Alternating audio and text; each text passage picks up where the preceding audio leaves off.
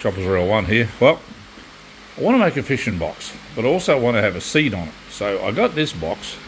This is my daughter's box, toy box, whatever you want to call it. Got some wheels down there for a ride-on lawnmower.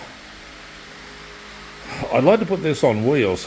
That's the center console of a Toyota Camry. Don't know if I'll use that. But I want to put a top on this. I want to bring it up so high and take it back so far. And so I can put I'll put a whole flat top on here so I can sit on it. I'm not quite sure, but I've got to put it on wheels. I want to at least have 1 or 2 rod holders on it. And set it all up for folding up, put in the back of my car. So whatever I put on there, I've got to be able to put on the back seat of my car until I get myself a new ute, truck, whatever you want to call it, and I'll be able to put it on the back of that.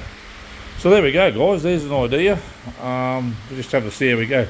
Sorry about the noises from my huge ass fan over there. Alright, that's it, guys. Like, comment, subscribe, and be kind to your mates. Bye for now.